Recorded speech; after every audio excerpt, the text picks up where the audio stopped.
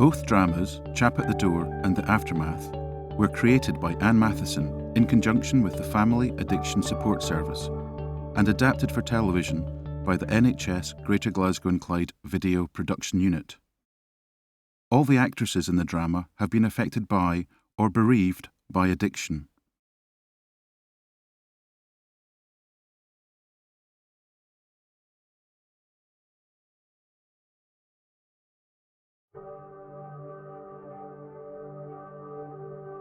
At 2100 hours on Friday the 11th of April, I was requested to attend in the Carlton area of Glasgow in relation to reports of a disturbance in a common close. Upon gaining entry, there was no immediate signs of disturbance. Upon further investigation, an unidentified female was found unconscious. An ambulance was called for immediately and CPR was commenced.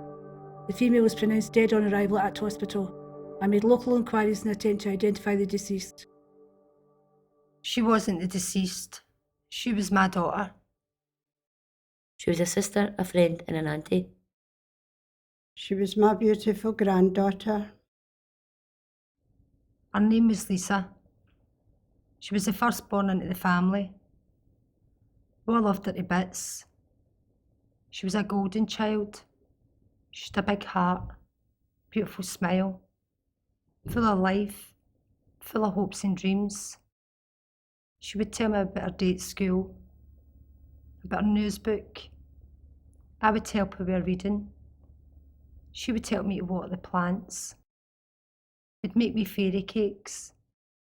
We had a beautiful day together. Buying this coat. I taught her all the old songs when she was growing up. She was a great wee singer. She liked all the wee songs and all the wee rhymes. 1, 2, buckle my shoe. 3, 4, chap at the door. A chap at the door, I dread. Every parent's worst fear. Makes you feel sick to think about it. It's not just any chap, you know the one that brings you news you never want to hear, the one that changes everything, that chap at the door. It was like the air had been sucked out of my body. I couldn't breathe right. I couldn't hold on to the words they were telling me. A disturbance, a close in Carlton, possible overdose, formal identification. Kept thinking, they've got it wrong. It's no her. Oh, please, please, don't let it be her. As a part of you, it's always expected this, so why does it come as such a shock? But it does. Ring a roses, a pocket full of posies. We all fall down. Looking back, you always think, how did I not see it? How did I not know?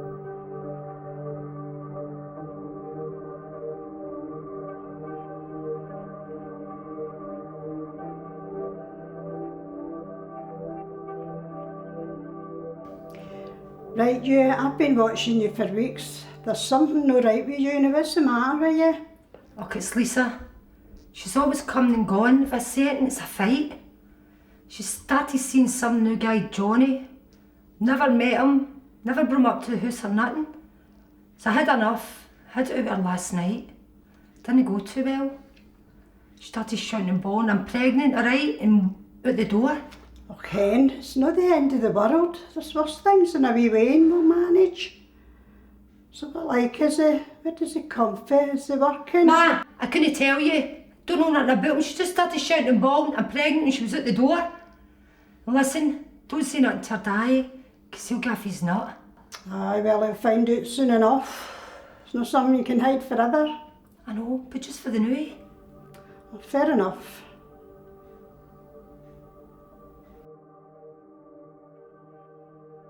Lisa Boyd has been known to the department since the birth of her first child, Shannon, 2 years ago. At that time it was decided that a place of safety should be sought for Shannon. Lisa was residing with her parents Helen and Andy Boyd at the time, and they agreed to be Shannon's main carers. The situation allowed Lisa to share in her daughter's care. However, since that time, Lisa has left home and now lives with her partner, Shannon's father, Johnny Fraser. Both have long-standing drug problems and, despite being enrolled in methadone programs, have continued to top up with illicit drugs. The department has maintained contact with her during her second pregnancy, and Lisa's parents have agreed to take the new baby Josh to live with them. Lisa is in agreement with the decision. Josh has had some minor health problems after his birth, but now looks likely to be discharged this week.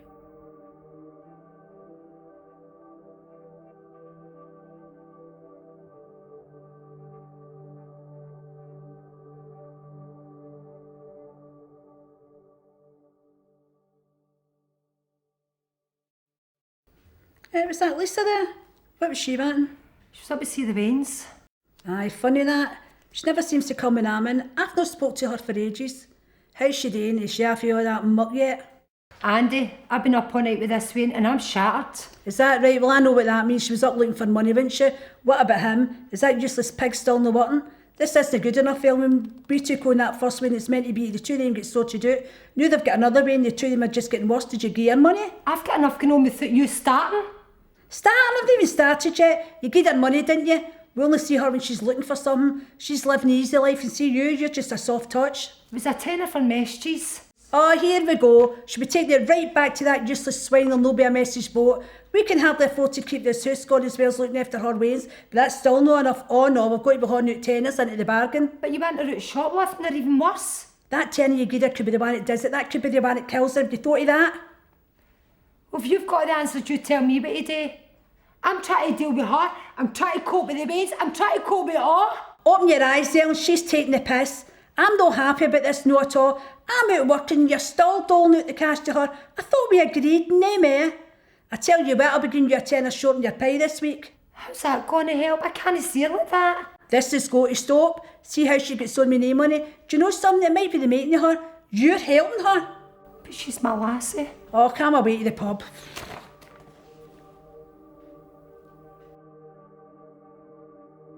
Ellen Boyd presented herself looking for a course of sleeping tablets. She looks very tired, and the situation has not changed since her grandson Josh came to live with him after his birth 4 years ago. She has full-time care of both Josh and his older sister Shannon. Her daughter is drug dependent and is unable to take care of the children at this time. Ellen reports her daughter Lisa's visits are becoming less and less frequent, and this has led to behaviour problems both home and school. She appears to be extremely anxious and claims to get very little sleep.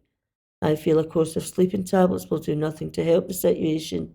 I have prescribed an antidepressant Prozac and asked her to come and see me in 1 month's time.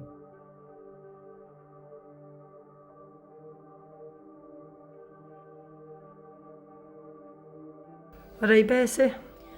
Hi, got the kinship group there. Nobody's seen you for weeks, ain't that? Bessie, I'm really tired and money's dead tight. You not getting kinship money? Aye, I get it for Josh, but not for Shannon. How's that? Well, you know when Shannon came out the hospital after Lisa had her, she went away with the Johnny van and left the vein here. So that's how I get, and the social workers, they brought Josh to me. So that's how I get it for him and not for her. That shouldn't be right. Should get yourself back to the group and see Danny. You look exhausted. When did you last see Lisa? Not seen her for a while, have I? Because I've no money to give her. But the Wednesday keep saying, when's my ma coming up? I just don't know what to say to them, Bessie. But here I saw her last week, she ducked up her clothes when she saw me. Bessie, it's breaking my heart. No, mad Gemma did the exact same thing. And know the mad thing about it? I was glad I seen her. At least I knew she was alright. That's how I felt. Thank God you're still out walking about. Just wish we'd get ourselves sorted. And the Wednesday are having problems with school and nursery. I just don't know what way to turn, Bessie. Well, get yourself back to the group, we'll see Danny. Then we'll get to FASS and we can see Marlon. Somebody's got to help you because Wednesday always needing something. So it's on Wednesday at 10. Fancy going? All right. Make that deal, Wednesday at 10. All right then.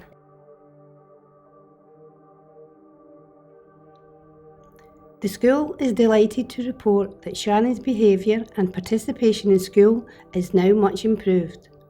Mrs. Boyd has put in considerable effort and has created a good support network for herself. When we first met with Mr. and Mrs. Boyd a year and a half ago, Shannon was extremely disruptive and had been very aggressive both to teachers and with her peer group. We had concerns as to whether we could continue to accommodate her. Mrs. Boyd has been instrumental in setting up the school's nurture group, which has proved to be both popular and very successful.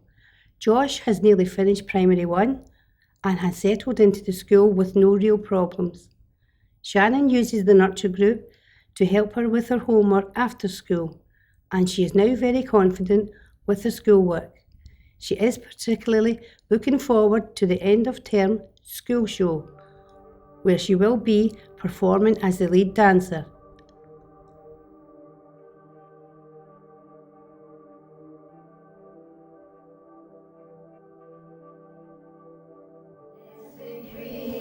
Young and sweet, only 17. Well, that was her early night. That was Shannon can fairly dance. I think she takes it after me. I was always her early mover. I think I still got it. Oh, she was fantastic. And that Josh, his hands were black and blue with all the clapping he did. She says she was scared. She didn't even look up there on that stage, didn't she know? I remember when Lisa brought her out of the hospital, she would turn that music on and dance about the living room there. It had just been nice if she'd have came to see her the night. What are you talking about? She was there. You fell out. No, man, you sure? I never seen her, did you, Bessie? No, but they weren't aware of the moon that she came. Do you mean am I sure? I think I don't know my own granddaughter. She was standing up the back, smiling and clapping. But she got off when that head teacher got up to speak. Oh, maybe she'll come up tomorrow and tell the Wayne how good she was at her wee show. It'd just been nice to talk to her, but... Oh, she might come up tomorrow. But here, you're doing all you can for the Waynes. Look, they're all cosy. So I'm going to get up the road. See you tomorrow. All right, Bessie, Right, good night. see you tomorrow. Good See you night. tomorrow, Bessie. Right, good night. I am a dancing queen, young and sweet. Come on, man, get you up the road. At 2100 hours on Friday the 11th of April, I was requested to attend in the Carlton area of Glasgow in relation to reports of a disturbance in a common close. Upon gaining entry, there was no immediate signs of disturbance.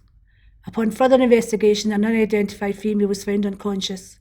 An ambulance was called for immediately and CPR was commenced. The female was pronounced dead on arrival at hospital. The unidentified female is now known to be Lisa Boyd. She was a sister, a friend, an aunt and a mummy to Josh and Shannon.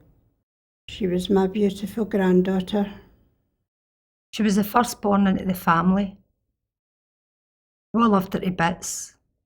She was a golden child, big heart, beautiful smile, full of life, full of hopes and dreams.